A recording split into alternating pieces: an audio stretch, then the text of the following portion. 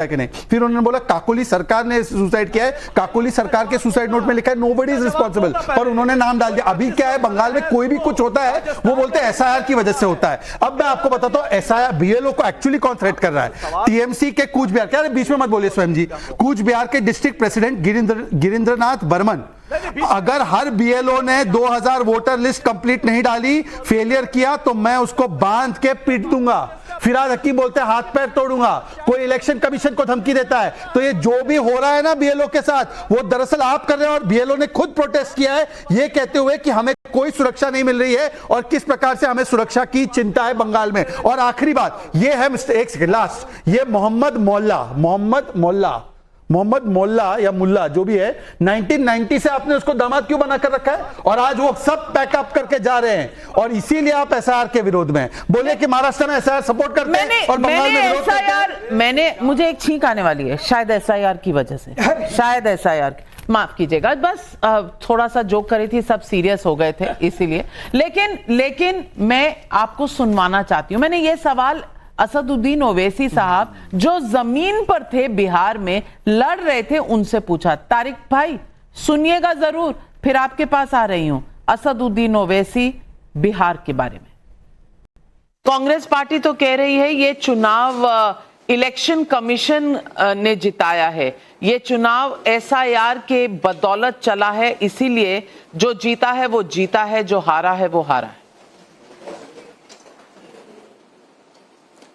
मैं आपको बताना चाहूंगा कि एसआईआर के केस में हमारे स्टेट प्रेसिडेंट अख्तरुल ईमान साहब भी पार्टी थे, निजाम पाशा एडवोकेट थे, और हम वाहिद पॉलिटिकल पार्टी थे, the only political party from Bihar जिसने 900 लोगों के नाम उस कम पीरियड में बताए सुप्रीम कोर्ट को कि वो जिंदा हैं, शिफ्टेड नहीं है और डबल एंट्री नहीं है।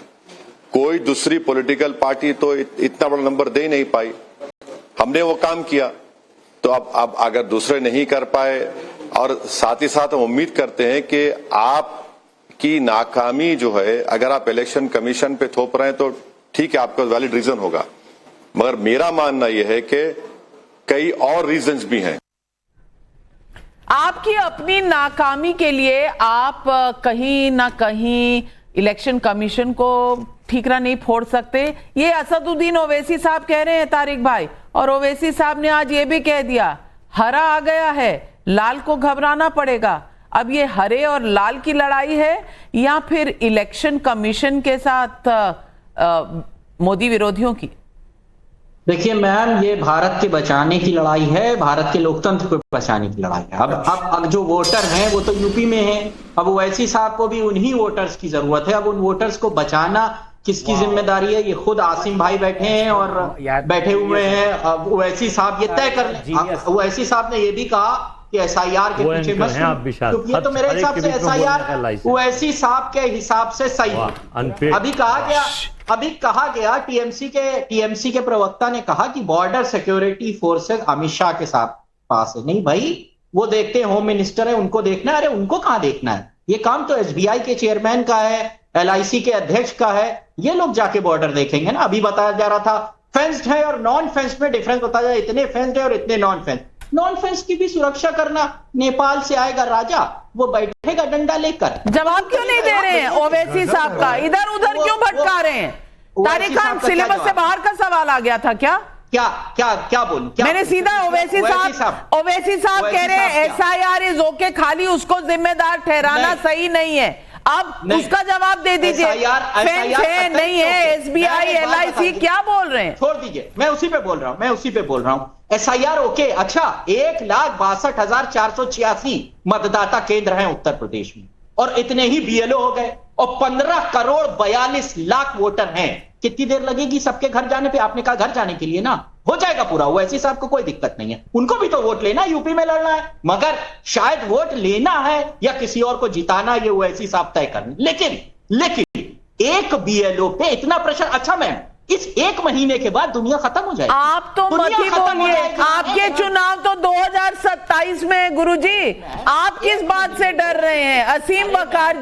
असीम बकार जी, ये देखिए कैसे अपने ही जाल में फंस जाते हैं। ये हरा और लाल की लड़ाई है या मोदी विरोधी और मोदी की लड़ाई है, ये इलेक्शन कमीशन की लड़ाई है या फिर ये वोट बैंक की लड़ाई है कि ये इनका है, MY इनका है, देंगे नहीं, और वो तोड़कर ओवैसी जी ने बिहार में दिखा दिया। इस बात का डर सता रहा है समाजवादी पार्टी को। मैंने देखिए बिल्कुल अलग नजरिया पेश करूंगा मैं। सबसे पहली बात तो जो बिहार में SIR की शुरुआत हुई बिहार के चुनाव से, फिर कांग्रेस एक नारा लेकर आई वोट चोर गड्डी छोड़। तेजस्वी साहब का अलग मसला था। बिहार का जो चुनाव हारे हैं, दरअसल में SIR से बड़ी प्रॉब्लम जो थी, SIR से ज्यादा जो खतरा पैदा हुआ कांग्रेस को, वो कृष्णा अल्लूवरू और तेजस्वी जी के जो हनुमान थे संजय यादव। गौर फरमाइएगा अजय वर्मा साहब, ये SIR से ज्यादा खतरनाक साबित हुए इनके लिए। पढ़ रहे हैं बी टीम। अच्छा, बी टीम। सुनिए दूसरी बात सुनिए। देखिए सच्चाई बोलूंगा कि जो उत्तर प्रदेश में मैं रहता हूं, लखनऊ में राजधानी में रहता हूं, लेकिन सच्चाई यह है कि जो तरीका भारत सरकार अपना रही है और जितने पीरियड में चाह रही है वो गलत है। आप जमीन पर उतर कर देखिए तो किसी भी घर में आप पहुंचिएगा तो आपको बहुत से लोग ये कहते मिलेंगे हमारे पास तो BLO आए ही नहीं। BLO कह रहा है कि साहब हमको पीछे से फॉर्म नहीं आ रहे हैं। BLO कह रहा है हमें फॉर्म भरना ठीक से नहीं आता है, आप खुद जानिए, आपका काम जाने। सवाल चुनाव आयोग पे यह खड़ा हो रहा है कि आपने अनट्रेंड और ऐसे लोगों को आपने मैदान में उतार दिया है अपनी तरफ से, फॉर्म लेकर और वोटर लिस्ट लेकर। कई BLO तो ऐसे जो कह रहे हैं हमारे पास वोटर लिस्ट नहीं है ठीक से। इस बात की लड़ाई और होड़ मची हुई है कि भैया वोटर लिस्ट दे दो। वोटर लिस्ट कहां है? मैडम मजाक में मत उड़ाइए। ये देश के 140 करोड़ से ज्यादा लोगों के नाम का, भविष्य का, उनकी वोटर पहचान का खतरा है। जो सच्चाई है वो बोल रहा हूं। रही बात जो मैंने अभी बोली कि बिहार का चुनाव कृष्णा अल्लावरू और संजय यादव और रमेश जैसे लोग ज्यादा खतरा साबित हुए SIR से।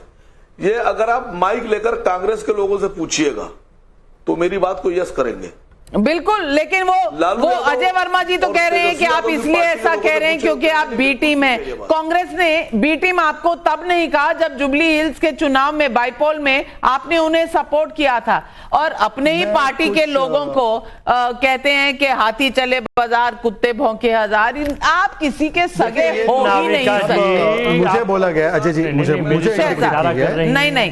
देखिए, जब जनता की कोई अहमियत नहीं है, जनता के विवेक पे सवाल उठाया जा रहा है। चिदम्बरम जी लिख रहे हैं कि जनता जिम्मेदार है, हमें हराया गया, तो मुझे लगता है कि अपने कार्यकर्ताओं को तो कैसे ही ट्रीट करेंगे। अब इंटरनल डेमोक्रेसी, थरूर जी को क्या बोलते हैं, एलके अडवाणी जी को हैप्पी बर्थडे बोलने पर फतवा जारी, राजन्ना जी को फतवा जारी कर दिया था क्योंकि उन्होंने सच बता दिया था महादेवपुरा का। पर छोड़ देते, मैं आपको उत्तर प्रदेश का बताना चाहता हूं। उत्तर प्रदेश में लगभग 1.5 लाख से ऊपर 1.62 लाख BLO है।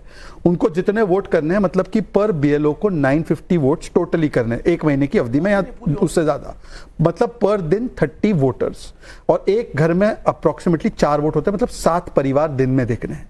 99% एन्यूमरेशन फॉर्म दे दिए गए उत्तर प्रदेश में, नवंबर 19 की बोल रहा हूं। और मनाविका जी, ये पता नहीं आनंद जी आजकल पूरी तैयारी करके नहीं आ रहे, आनंद जी की ही एक पॉइंट को चुरा रहा हूं, आनंद जी का ही चुरा के बोल रहा हूं, आनंद जी का चुरा के बोल रहा हूं, 1 मिनट में बोल देता हूं। तेलंगाना में यही कांग्रेस यही चेहरा लेकर आई कि 70 लाख वोट काटो, ये मध्य प्रदेश में 45 लाख वोट काटो, वहां पर वो SIR करती हैं। यहां जब होता है 45 लाख कटते हैं, एक कंप्लेंट नहीं देते और फिर बोलते हैं कि भाई गलत हो गया।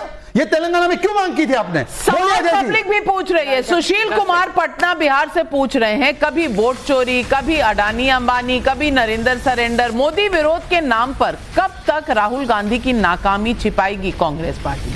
रमेश सक्सेना कानपुर यूपी से पूछ रहे हैं, राहुल गांधी वोट चोर गद्दी छोड़ बोल रहे थे, उनके अपने नेता टिकट चोर गद्दी छोड़ कह रहे हैं, अब राहुल गांधी क्या एक्शन लेंगे?